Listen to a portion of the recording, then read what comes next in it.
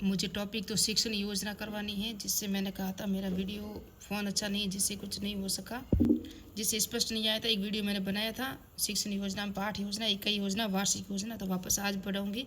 लेकिन सुबह जो वीडियो बनाया ना, उसके अंदर मैंने इन समितियों के नाम पूछे थे, मैंने बताए थे कि ये करंट अफेयर की दृष्टि से कांस्टेबल 4th ग्रेड और 2nd ग्रेड, इसमें परीक्षा से प्रश्न जरूर आएगा। तो इन समितियों को याद रखना। जन लेखा समिति की टीकाराम जूली है।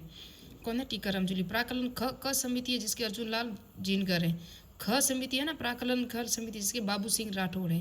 राजकीय उपकरण समिति कौन है? कालीचरण सराफ है। राजकीय विद्यालय के कालीचरण सराफ टीचर है। ऐसे कुछ ट्रिक बना के याद कर ले सो कर लिया जाए तो ठीक रहता है, याद रहता है। वासुदेव देवनानी हमारे गणित मैथ टीचर थे, तो उसको मैं उसके बताऊंगी कि उसके नियम बहुत अच्छे थे और बहुत अच्छी मैथ्स पढ़ाती थी 10th क्लास में। तो वासुदेव देवनानी थे वो, और नियम सिद्ध समिति के अध्यक्ष हैं, और ये परीक्षा में आ चुका है झील प्रेरी में। प्रश्न और संदर्भ समिति यानी याचिका और सदाचार समिति कैलाश चंद्र शर्मा है। ये इंपॉर्टेंट थी, वो मैं बता रही हूँ जो परीक्षा में आ चुकी है।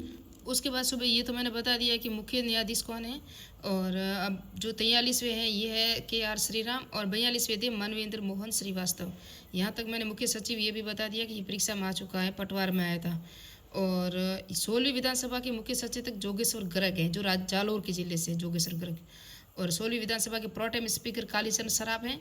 और कालीचरण सराफ को ही अभी हमने देखा था क्या राजकीय जो समिति थी, उपकरण समिति, उनके उसके अध्यक्ष है, राजकीय उपकरण समिति के भी अध्यक्ष है। और कालीचरण सराफ क्या थे? प्रोटेम स्पीकर भी थे। और विधानसभा के प्रति ये बता दिया मैंने। और मुख्य सूचना आयुक्त ये भी आ चुका है, AM लाठर, ये पटवार परीक्षा में अभी आया है। और मधुकर गुप्ता मुख्य चुनाव आयुक्त है, मधुकर गुप्ता। इम्पोर्टेंट था, वही मैंने लिखा है। लोकायुक्त प्रताप कृष्ण लोहरा है। और मुख्य निर्वाचन अधिकारी नवीन महाजन है। अधिकारी है वो नवीन महाजन है। और जो मुख्य चुनाव आयुक्त है वो मधुकर गुप्ता है। और मैंने सुबह लोकायुक्त उप लोकायुक्त का तीसरा पार्ट पूरा का पूरा यूनिट अब पूरी हो चुकी है। जो मैंने कहा था कि लोक प्रशासन की लोकायुक्त और उप लोकायुक्त पढ़ाऊंगी प्रथम प्रशासनिक सुधार आयोग और द्वितीय प्रशासनिक सुधार आयोग। तो अभी प्रथम प्रशासनिक सुधार आयोग, द्वितीय प्रशासनिक सुधार आयोग का 2 दिनों में वीडियो दे दूंगी, 2 वीडियो में कंप्लीट कर लूँगी। उसके बाद ये 2nd ग्रेड का जो सितंबर वाला एग्जाम हो जाएगा, उसके बाद से हम वापस से 2nd ग्रेड की ही तैयारी करेंगे और 1st ग्रेड दोनों के साथ में करेंगे। और राजस्थान कर्मचारी चयन आयोग आलोक राज है। राजस्थान मानवाधिकार आयोग के अध्यक्ष गंगाराम मूलचंदानी है। 6ठे वित्त आयोग के अध्यक्ष प्रद्युमन सिंह है। और राज्य किसान आयोग, ये तो इम्पोर्टेंट इतना नहीं है, ये है भाजपा प्रदेशाध्यक्ष कौन है? मदन राठौड़ है। कांग्रेस प्रदेशाध्यक्ष गोविंद सिंह डोडासरा है। एक ये है ना इम्पोर्टेंट है। DGP राजस्थान के कौन है? राजीव शर्मा है। इससे पहले कौन थे? उत्कल रंजन साहू थे, वो जिनको RPSC का अध्यक्ष बनाया गया। ये राजस्थान लोक सेवा आयोग, ये बताया UR साहू यानी कि उत्कल रंजन साहू 39वें अध्यक्ष हैं इसके। उसके बाद है कैलाश चंद मीणा, जो कार्यवाहक अध्यक्ष रहे हैं UR साहू से पहले। ये संगीता आर्य, अंजू आर्य, कर्नल केसर सिंह और अय्यब खान, ये सभी हैं। और 2 पद अभी भी रिक्त है। अब उसके बाद है 2 पद अभी भी राज्य सूचना आयुक्त मोहन लाल लाठौर है। कौन है? मोहन लाल लाठौर है। सूचना आयुक्त सुरेश चंद्र गुप्ता है। इनके सदस्य हैं टीकाराम। मानवाधिकार आयोग के गंगाराम मूलचंदानी। कौन है? गंगाराम मूलचंदानी। और सदस्य कौन है? रामचंद्र सिंह झाला और अशोक कुमार गुप्ता है। याद रखना, ये इंपॉर्टेंट था। मैंने ये सब इसलिए पढ़ाया कि ये जो 4th grade constable 2nd grade video, वहाँ से ये प्रश्न आएंगे परीक्षा में, इसलिए मैंने पढ़ाया। अब पाठ योजना मैंने पढ़ाई तो थी, लेकिन वापस से थोड़ा सा अगर वीडियो अच्छा हो जाएगा तो बेस्ट क्वालिटी आपको अच्छी मिल जाएगी, इसलिए मैंने वापस से यहाँ स्टार्ट कर रही हूँ। शिक्षण योजना, शिक्षण का ब्लूप्रिंट या खाका तैयार करना, इसका ये अर्थ होता है। शिक्षण कार्य हेतु नियोजन शिक्षण योजना कहलाती है। शिक्षण योजना 2 तरह की होती है, दीर्घकालीन और अल्पकालीन। किस तरह की होती है? 2 तरह की। मैंने पढ़ाया हुआ ना, इसलिए सुपरफास्ट रिविजन कराऊंगी मैं। दीर्घकालीन योजना, अल्पकालीन। सत्रीय यानी कि वार्षिक योजना होती है, वो दीर्घकालीन होती है। इकाई योजना और दैनिक योजना, 1 यूनिट और उसके बाद दैनिक योजना जो रोज क्लास में जाके 1 क्लास पढ़ाना, उसे कहते हैं अल्पकालीन योजना। वार्षिक या क्षत्रिय योजना क्या होती है?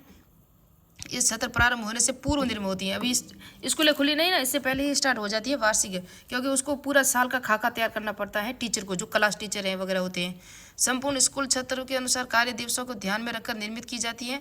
शिक्षा विभाग का कैलेंडर यानी कि सीवीरा पंचांग है ना, ये माध्यमिक शिक्षा आयोग है ना, वो जारी करता है सीवीरा पंचांग। प्रत्येक विषय व प्रत्येक कक्षावार योजना निर्मित होती है। संपूर्ण पाठ्यक्रम को आधार मानकर योजना तैयार की जाती है। वार्षिक योजना के चरण कौन कौन से हैं? वेरी इंपॉर्टेंट है, प्रश्न परीक्षा में यहीं से आता है। और ये वीडियो कब बंद हो जाएगा मुझे पता नहीं, क्योंकि जहाँ तक ये वीडियो रहेगा फ़ोन की मेमोरी इतनी है, पूरी हो जाएगी वीडियो बंद हो जाएगा, तो प्लीज़ जितना है उतना ही एडजस्ट करके पढ़े। पाठ्यक्रम या पाठ्य वस्तु का विश्लेषण पहली योजना का चरण है। उप सत्रीय योजना निर्माण करना, और उसके बाद है इकाई योजना का निर्माण, उद्देश्य निर्माण और कालांश विभाजन। ये जो 5 चरण है ये वार्षिक योजना के चरण है। उसके बाद वास्तविक शिक्षण कालांश, दोहराव कार्य के लिए भी क्लास होती है एक, और मूल्यांकन कालांश और पूर्वाध्यायन कालांश। पूर्वाध्यापक जो पहले पढ़ाया था या पढ़ाने से पूर्व में जो अध्यापन कराया जाता है वो भी क्लास होती है। तो 4 तो ये अलग है जो क्लास विभाजन है, इन क्लासों का विभाजन किया जाता है। और 5 चरण है, कुल कितने चरण है? 5 चरण है। किसके? वार्षिक योजना के। उसके बाद है इकाई योजना, जिसे यूनिट प्लान कहते हैं। इकाई शब्द का सर्वप्रथम प्रयोग हर्बर्ट स्पेंसर द्वारा किया गया। किसके द्वारा? हर्बर्ट स्पेंसर द्वारा। इकाई योजना के प्रतिपादक कौन है? एस.सी. मॉरिसन है। इकाई योजना का अर्थ है एक समान प्रकार की विषय वस्तु को एक साथ संग्रहित करना, सबको एक साथ यानी कि मिलाना। इकाई योजना गेस्टाल्टवाद पर आधारित है। गेस्टाल्टवाद के प्रतिपादक कौन थे? मैक्स वर्दिमर। ये साइकोलॉजी में आते हैं। कोपका कोलर और उन्होंने दिया था सांस्कृतिक सामाजिक परिवर्तन का सिद्धांत भी दिया था लेव वाइगोस्की ने। समस्या को पूर्ण आकार के रूप में विश्लेषित करते हैं। गेस्टाल्टवाद के अनुसार विषय वस्तु को पूर्ण रूप से प्रस्तुत किया जाता है, बालक स्पष्ट अर्थ ग्रहण कर सके, यानी कि छोटे छोटे टुकड़ों में नहीं, पूरे को पूरा एक ही रूप में देखा जाता है। जिस तरह से हम देखते हैं ना, जैसे कि हमें लोक प्रशासन पढ़ाना है या हमें ये शिक्षण विधियाँ पढ़ानी, तो शिक्षण विधिया के प्रकार, शिक्षण विधियों के रूप, शिक्षण विधियों की विशेषताएं, शिक्षण विधियों के गुण है, जो भी है दोष है, वो सब। तो इसके अंदर सिर्फ पॉइंट कौन सा? एक शिक्षण विधियाँ।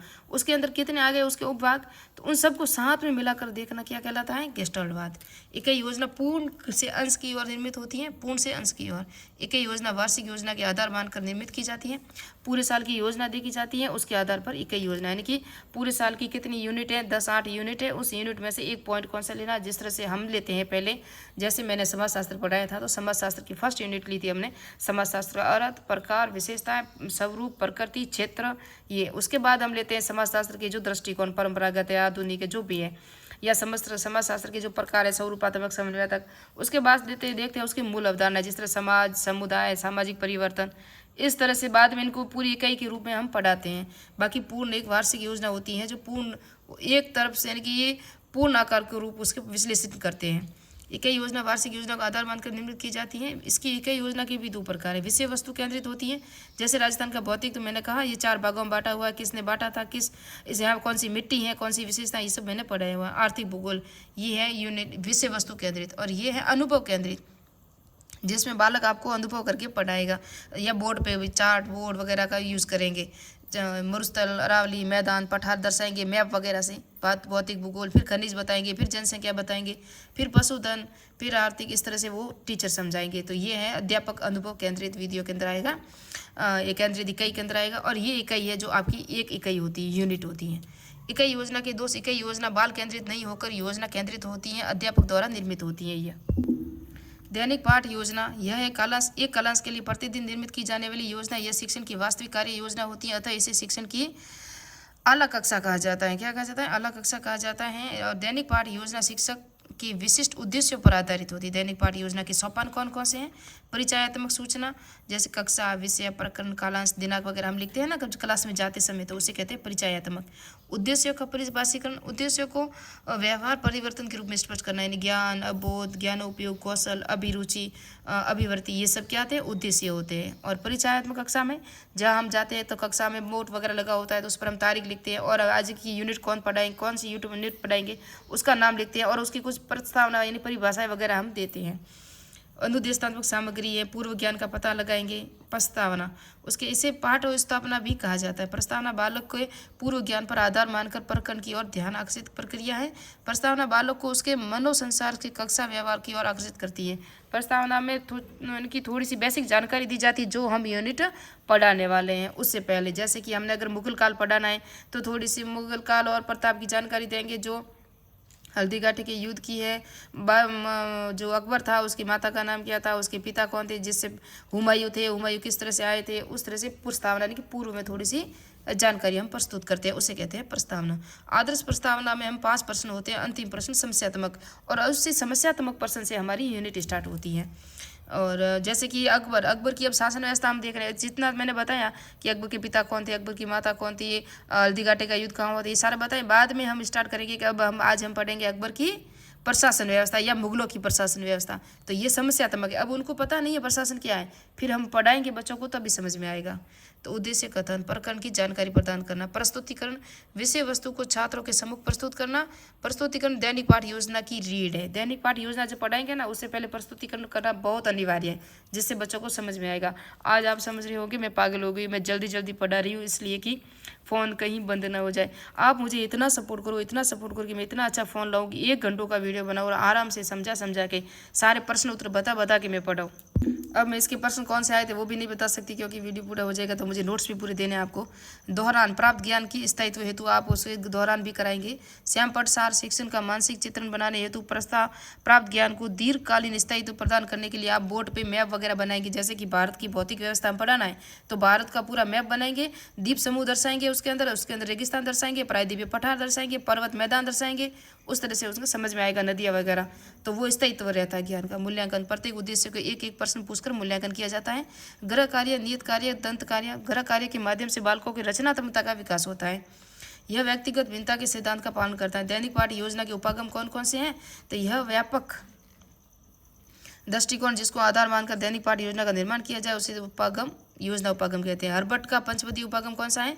The J.F. हर्बर्टन पाठ योजना के जनक हैं। यह उपागम ज्ञान स्तर के शिक्षण के लिए पाठ योजना निर्मित करने हेतु दृष्टिकोण प्रदान करता है, ज्ञान के स्तर हेतु। इस उपागम के अंतर्गत तथ्य